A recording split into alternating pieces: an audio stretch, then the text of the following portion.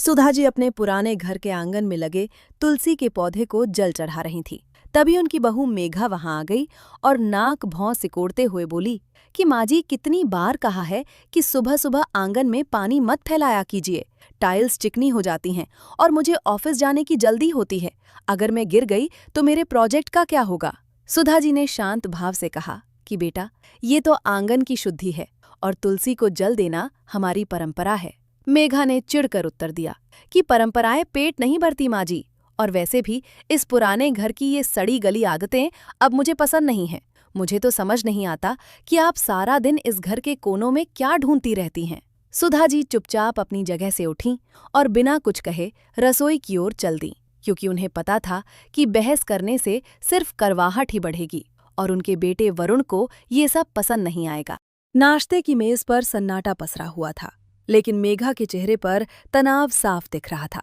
वो वरुण से कह रही थी कि देखो वरुण, अब समय आ गया है कि हम इस पुराने घर को बेच दें और शहर के उस नए आलीशान पेंट हाउस में शिफ्ट हो जाएं। ये घर कितना पुराना और दकियानूसी है और आपकी माँ की ये पुरानी यादें हमारे करियर के बीच में आ रही हैं। वरुण ने अपनी माँ की तरफ एक बार देखा और फिर नजरें झुकाकर बोला कि माँ, तुम क्या कहती हो। सुधा जी ने धीमे स्वर में कहा कि बेटा, ये घर तुम्हारे पिता की आखिरी निशानी है और इसकी एक एक ईंट में मेरा पसीना और ममता जुड़ी है। इसे बेचना इतना आसान नहीं है। मेघा ने तुरंत टोकते हुए कहा कि माँ जी, भावुक होने से बैंक बैलेंस नहीं बढ़ता। इस घर की बाजार में बहुत कीमत है और उससे हम अपनी नई जिंदगी शुरू कर सकते हैं। आप तो बस सारा दिन अपनी फटी पुरानी डायरियों में कुछ लिखती रहती हैं। आपको दुनियादारी का क्या पता। दोपहर का समय था और सुधा जी अपने कमरे में बैठी एक पुरानी फाइल देख रही थीं। तभी मेघा बिना दस्तक दिए कमरे में आई और अलमारी के ऊपर रखे कुछ पुराने नक्शों और कागजों को देखकर हंसने लगी। उसने कहा कि माँ जी, ये क्या रद्दी बटोर रखी है आपने। ऐसा लगता है जैसे कोई कबाड़ी की दुकान हो। सुधा जी ने उन कागजों को समेटते हुए कहा कि ये रद्दी नहीं है बेटा, ये मेरे जीवन की कमाई है। मेघा ने तिरस्कार से कहा कि जीवन की कमाई तो वो होती है जो बैंक अकाउंट में दिखे। आपने तो पूरी जिंदगी सिर्फ चूल्हा चौका किया है। आपके पास कोई प्रोफेशनल डिग्री या पहचान तो है नहीं, फिर इन कागजों का क्या मोह। सुधा जी की आंखों में एक चमक आई, लेकिन उन्होंने उसे छुपा लिया और केवल इतना कहा कि वक्त आने पर पहचान भी मिल जाती है बेटा। मेघा ने एक जोरदार ठहाका लगाया और सुधा जी का अपमान करते हुए वहां से चली गई कि अब बुढ़ापे में इन्हें बड़ी बड़ी बातें सूझ रही हैं। शाम को वरुण जब ऑफिस से लौटा तो मेघा ने उसे एक प्रॉपर्टी एजेंट से मिलवाया। उसने सुधा जी को बाहर बुलाया और कहा कि माँ जी देखिए, ये शर्मा जी हैं और इन्होंने इस घर की बहुत अच्छी कीमत लगवाई है। आप बस इस एनओसी पर दस्तखत कर दीजिए ताकि हम अगले महीने तक यहाँ से निकल सकें। सुधा जी ने उन कागजों को हाथ भी नहीं लगाया और शांत स्वर में कहा कि वरुण, क्या तुम भी यही चाहते हो कि तुम्हारी माँ उस घर से बाहर निकाल दी जाए जिसे उसने खुद संवारा है। वरुण ने झुंझलाकर कहा कि माँ मेघा सही कह रही है। इस पुराने घर के रखरखाव में बहुत खर्चा होता है और आपकी यादों की कीमत हम अपने भविष्य को दांव पर लगाकर नहीं चुका सकते। आपको तो बस एक कमरा चाहिए, वो हम नए घर में भी दे देंगे। सुधा जी ने गहरी सांस ली और अपने कमरे की ओर मुड़ गईं। उन्हें यकीन नहीं हो रहा था कि उनका अपना बेटा भी आज सिर्फ पैसों की भाषा बोल रहा है और अपनी जड़ों को भूल चुका है। अगले दिन मेघा के ऑफिस के बॉस मिस्टर खन्ना उनके घर आने वाले थे। मेघा बहुत उत्साहित थी क्योंकि उसे एक बड़े आर्किटेक्चरल प्रोजेक्ट में प्रमोशन चाहिए था। उसने सुधा जी को साफ हिदायत दे दी थी कि माजी जब बॉस आएं तो आप अपने कमरे से बाहर मत निकलिएगा। आपके पुराने कपड़े और ये देहाती बातें कहीं मेरा इंप्रेशन खराब न कर दें। सुधा जी ने बिना किसी शिकायत के सिर हिला दिया। वो अपने कमरे में बैठी उन पुराने स्केचेस को देख रही थी जो उन्होंने दशकों पहले बनाए थे। मेघा को लगता था कि उसकी सास अनपढ़ है, लेकिन उसे ये नहीं पता था कि सुधा जी अपने समय की एक बेहतरीन गोल्ड मेडलिस्ट आर्किटेक्ट रही थीं, जिन्होंने शादी के बाद परिवार के लिए अपना करियर छोड़ दिया था। उन्होंने अपनी पहचान कभी किसी को नहीं बताई थी क्योंकि उनके पति चाहते थे कि वो घर संभालें। आज वही गुमनामी उनके लिए अपमान का कारण बन गई थी, जिसे वो चुपचाप सहन कर रही थीं। मिस्टर खन्ना जब घर पहुंचे तो मेघा ने उनका भव्य स्वागत किया। वो उन्हें घर का नक्शा दिखाते हुए कह रही थी कि सर, मैंने इस घर के जीर्णोद्धार के लिए कुछ नए डिज़ाइन तैयार किए हैं। मैं चाहती हूँ कि हम इस पुरानी विरासत को पूरी तरह खत्म करके एक मॉडर्न स्ट्रक्चर तैयार करें। मिस्टर खन्ना घर की बनावट को बड़े ध्यान से देख रहे थे। उन्होंने अचानक पूछा कि मेघा, इस घर की जो मूल संरचना है वो अद्भुत है, खासकर ये वेंटिलेशन और खिड़कियों का डिजाइन। ये किसी मास्टरमाइंड का काम लगता है। क्या तुम्हें पता है कि ये घर किसने डिजाइन किया था? मेघा ने लापरवाही से कहा कि सर, ये तो कोई पुराना ठेकेदार रहा होगा। वैसे भी अब ये सब आउटडेटेड हो चुका है। हम इसे तोड़कर कुछ नया बनाएंगे। सुधा जी अपने कमरे के दरवाजे के पीछे खड़ी ये सब सुन रही थीं। उन्हें दुख हुआ कि उनकी अपनी बहू उस कला की कद्र नहीं कर रही थी जिसने इस घर को तपती गर्मी में भी ठंडा रखा था। मिस्टर खन्ना ने मेघा की बातों पर असहमति जताते हुए कहा कि तुम इसे आउटडेटेड कह रही हो, लेकिन मुझे इसमें एक ऐसी प्रतिभा दिख रही है जिसकी तलाश मैं सालों से कर रहा हूँ। इस घर के गुंबद और मेहराब का जो संतुलन है वो केवल एक ही इंसान कर सकता था, और वो थीं मेरी गुरु सुधा देवी।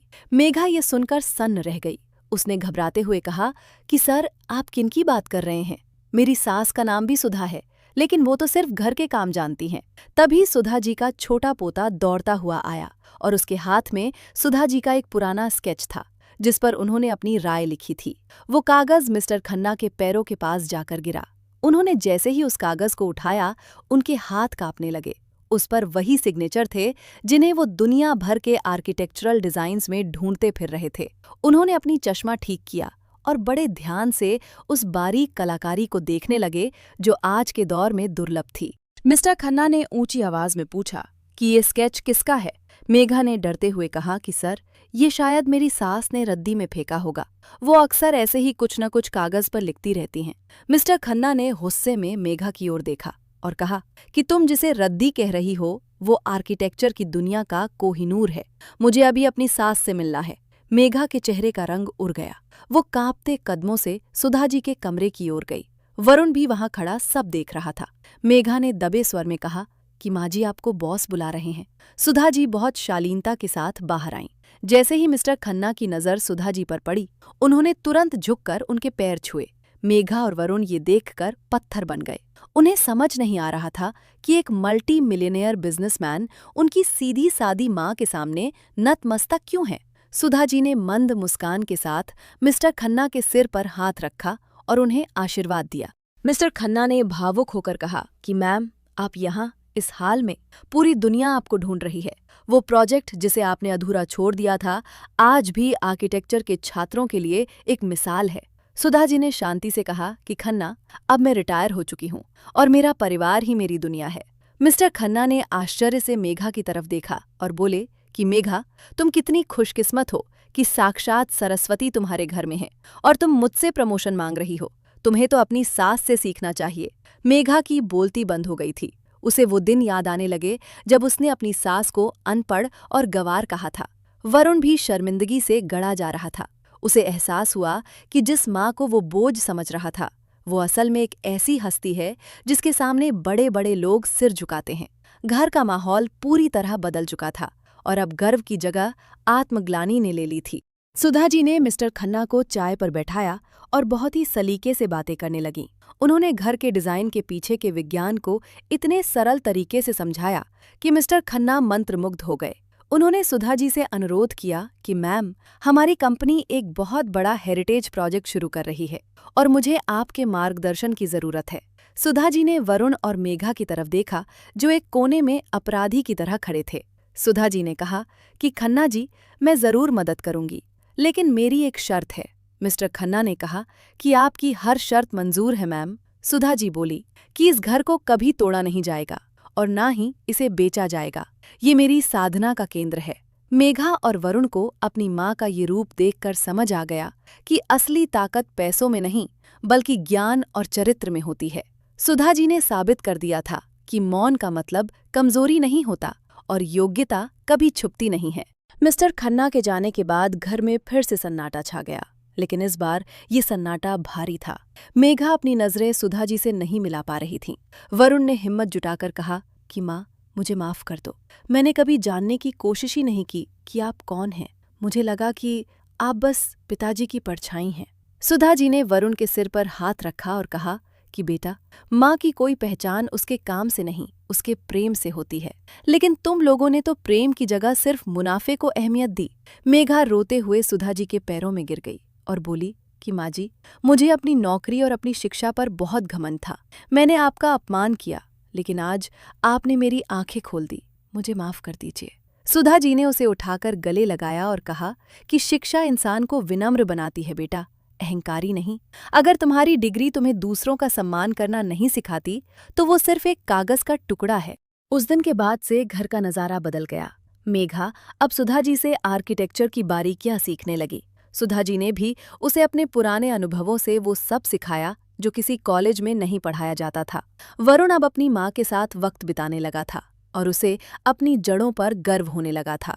सुधा जी ने मिस्टर खन्ना के प्रोजेक्ट में सलाहकार के रूप में काम करना शुरू कर दिया।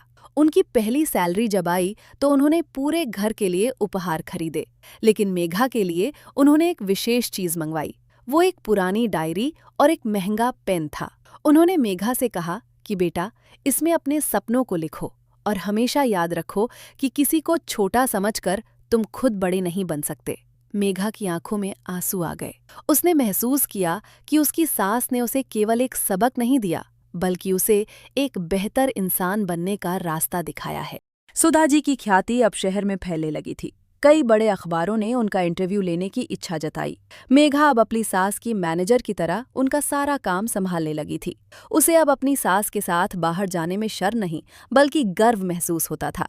एक दिन ऑफिस में मेघा की कुछ सहकर्मियों ने सुधा जी का मजाक उड़ाने की कोशिश की और उन्हें ओल्ड स्कूल कहा। मेघा ने कड़क आवाज में उन्हें जवाब दिया कि जिन्हें तुम ओल्ड स्कूल कह रही हो वे इस इंडस्ट्री की नींव हैं। उनके बिना तुम्हारी मॉडर्न बिल्डिंग्स कागजों पर भी खड़ी नहीं रह पाएंगी। सुधा जी ने जब ये सुना तो उनके चेहरे पर एक संतोष की मुस्कान आ गई। उन्हें लगा कि आखिरकार उनकी बहू ने रिश्तों और कला की कद्र करना सीख लिया है। अब घर में पैसों से ज्यादा हंसी मजाक और सम्मान की गूंज सुनाई देती थी, जो सुधा जी के लिए सबसे बड़ा पुरस्कार था। सुधा जी ने तय किया कि वो अपनी संपत्ति का एक बड़ा हिस्सा उन महिलाओं के लिए एक स्कूल खोलने में लगाएंगी जो शादी के बाद अपनी प्रतिभा छोड़ देती हैं। उन्होंने वरुण और मेघा से इस बारे में बात की। दोनों ने अपनी माँ के इस फैसले का पूरे दिल से समर्थन किया। वरुण ने कहा कि माँ, आपने हमें जो सबक दिया है वो किसी भी धन दौलत से बड़ा है। हम भी इस नेक काम में आपका साथ देंगे। सुधा जी ने अपने पुराने घर के एक हिस्से को ही इस स्कूल का केंद्र बनाया।